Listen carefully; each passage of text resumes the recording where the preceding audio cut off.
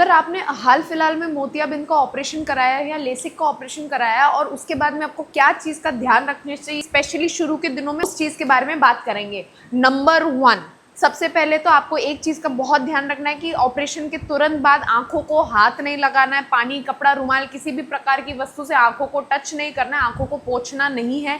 आंख में से अगर पानी आता है तो नीचे से आंखों को साफ करना है। आंख के जो एरिया है, ऑपरेशन वाली आंख का एरिया, उसको टच बिल्कुल भी नहीं करना है।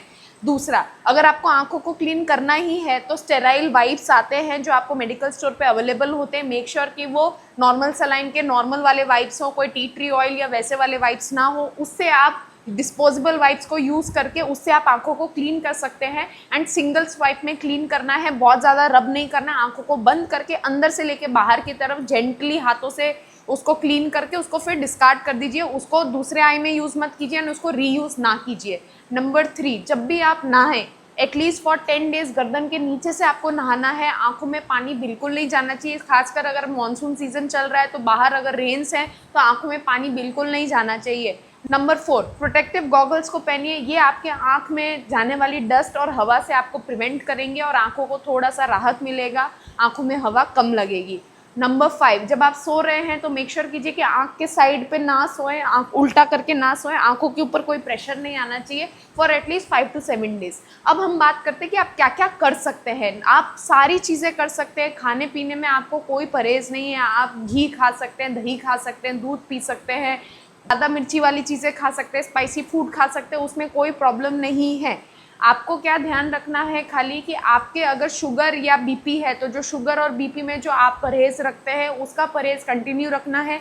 आंखों के ऑपरेशन के लिए कोई अलग से आपको परहेज़ करने की ज़रूरत नहीं है।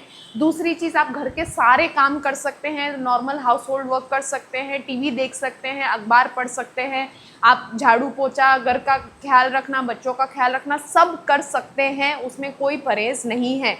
तीसरी चीज़, अगर आपको हैवी लिफ्टिंग करनी है तो वो आप 2 से 3 दिन तक अवॉइड करें। लाइट मॉडरेट एक्सरसाइज कर सकते हैं। ये चीज़ को खास अवॉइड करना है कि स्वेट आपकी आंखों में ना जाए, उस चीज़ का ध्यान रखिए। और बहुत ज़्यादा हैवी लिफ्टिंग कुछ 5 to 7 डेज़ को अवॉइड करना बेटर रहेगा।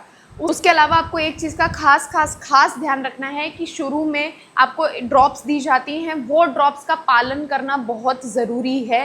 ड्रॉप्स जैसे समझाई गई हैं उनको डालना ज़रूरी है। ड्रॉप्स अगर ख़त्म हो जाती हैं तो उसको अपने आप से बंद ना करें, अपने डॉक्टर से कंसल्ट करके उसको बंद करना है। जैसे आपका शेड्यूल दिया जाता है, काफ़ी बार ड्रॉप्स ऐसी दी जाती हैं जो हर कुछ दिन में उसको कम करना होता है, तो वो शेड्यूल को प्रॉपरली फॉलो करें। अगर एक से ज़्यादा ड्रॉप्स आपको दी गई हैं तो सारी ड्रॉप्स को एक साथ नहीं डालना है।